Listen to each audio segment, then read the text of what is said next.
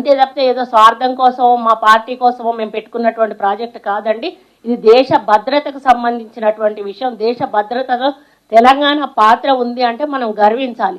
ఆ పాత్ర పోషించే అవకాశం మనం వచ్చినందుకు మనం అందరం కూడా దీనికి సంతోషించాలి. అంతే తప్పితే దీన్ని కూడా ఒక రాజకీయం చేసి దీన్ని పోరాటం చేస్తాం, ప్రజలను రెచ్చగొడతాం, మా ఇష్టం ఉన్నట్టు చేస్తాము అని అంటే అది వాళ్ళు ఆలోచించుకోవాలి. వాళ్ళ విజ్ఞతకే వదిలేస్తా ఉన్నాను.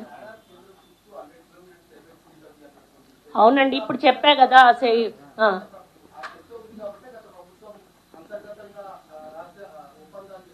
లేదండి, వాళ్ళు బయటికి చెప్పుకోలేకపోయారు. వారు ఆ బైసన్ పోలో గ్రౌండ్ అడిగారు. ఆయన పాప కేసీఆర్కి ఇక్కడ కట్టిన వాళ్ళ కొడుకులు ఎవరు కూడా సీఎం కాలేదట. అక్కడ కడితే సీఎం అవుతారని ఎవరో జ్యోతిష్ కూడా చెప్పాడట.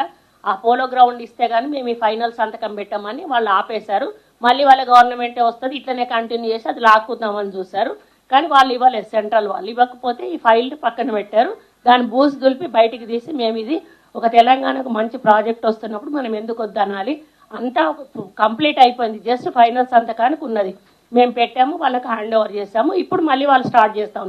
దాంట్లో బీఆర్ఎస్ వాళ్ళు ఉండు నాకు చాలా ఆశ్చర్యకరంగా ఉంది. ఎందుకంటే జరిగిందంతా వాళ్ళ హయాంలోనే జరిగింది.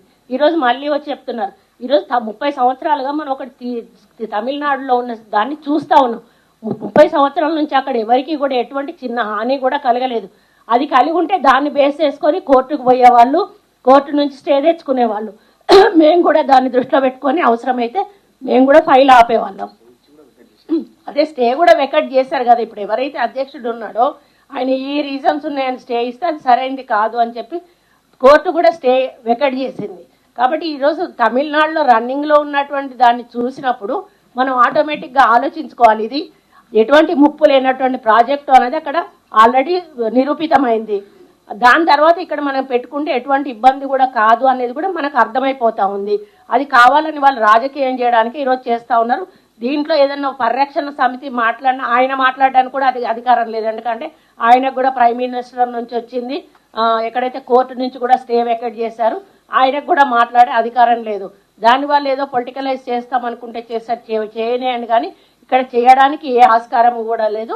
ఎటువంటి ఇబ్బంది కూడా ప్రజలకు కానీ, పక్షులకు కానీ, ప్రకృతికి కానీ, నీళ్లకు కానీ ఎక్కడ కూడా ఎఫెక్ట్ అయ్యేటువంటి అవకాశం 100% కూడా లేదు.